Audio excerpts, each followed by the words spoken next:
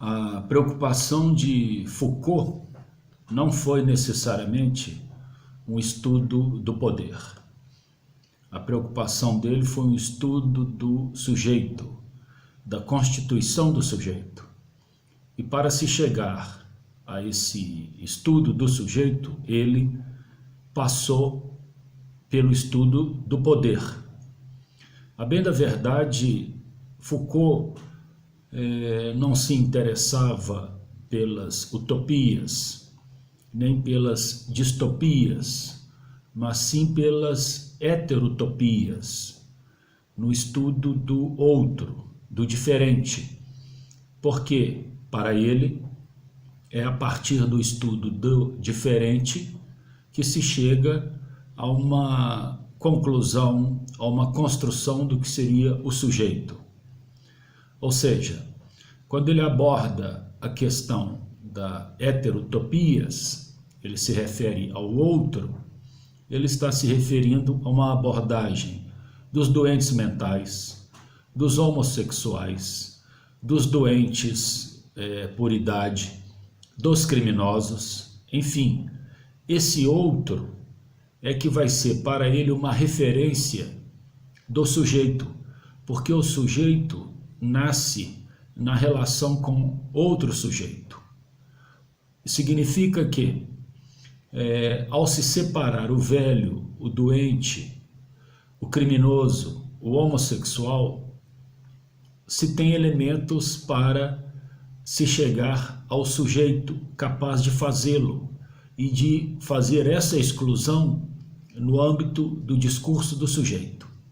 Assim, para entender o que é sujeito, a primeira pergunta é: com qual direito o ser exclui o outro de determinada proteção?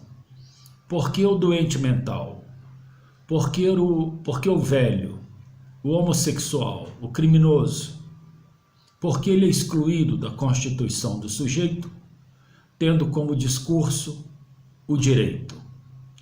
E aí ele vai chegar à conclusão que o direito tem essa legitimidade por conta de sua relação com o poder. É o poder que escolhe o direito de fazer essa exclusão.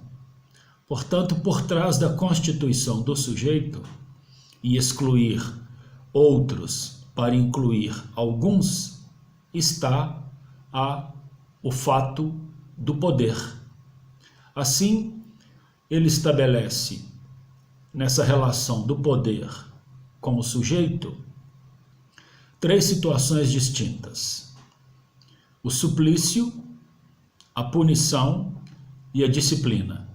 São três estágios de relação do poder com o direito que, ao final, determinarão quem é o sujeito e quem não é. Para ele, o suplício envolve o macropoder, o grande poder da época dos soberanos, e que foi até o século XVIII, que terminou, portanto, com a Revolução Francesa.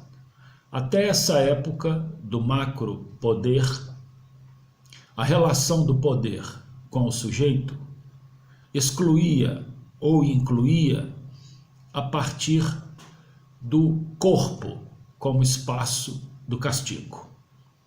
Assim, os castigos eram públicos, teatrais, para exatamente demonstrar, via poder, a mando do soberano, quem era sujeito e quem não era.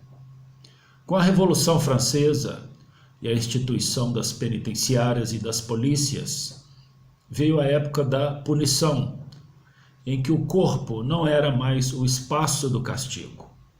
A relação do corpo com o poder e, portanto, a sua relação de identificação como sujeito ou não, estava ligado à punição da clausura, do enclausuramento, daí as penas temporais, não mais corporais.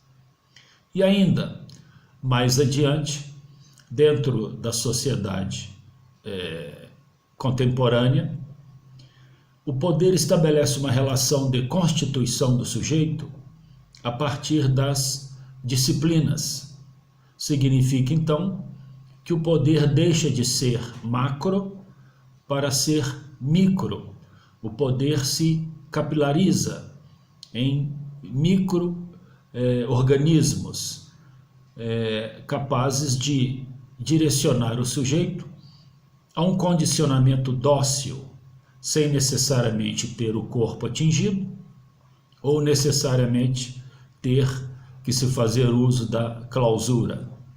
Esse uso do poder disciplinar é encontrado nas práticas das fábricas, dos quartéis, dos manicômios, dos hospitais, enfim, das instituições totais. São as instituições do poder capazes de construir um sujeito sem atingir-lhe o corpo ou sem subtrair-lhe a liberdade. Isso se chama o uso do micropoder e que vai disciplinarizar o sujeito. Portanto, nessa nova relação, o sujeito é um ser disciplinarizado pelo poder. E isso, portanto, também faz excluir o outro que não seja disciplinarizado. Nesse sentido, o micropoder é que vai criar, a partir dessa disciplinarização dos corpos, o que Foucault chama de biopoder, que é disciplinarizar, acompanhar os corpos dentro de uma sociedade, de tal sorte que ele sempre permaneça dócil, corderizado e ajustado à disciplina. Esse corpo disciplinado é que será constituído ou considerado pelo poder como o sujeito. E ainda, na medida em que o sujeito passa a ser abordado numa população ou num núcleo social maior, também vem uma prática do poder chamado biopolítica. Portanto, conclui Foucault que o sujeito está numa relação direta com aquilo que ele se submete do direito, e o direito é, por conseguinte, a ferramenta que o poder escolhe para atingir o sujeito, submetendo ou não às sanções.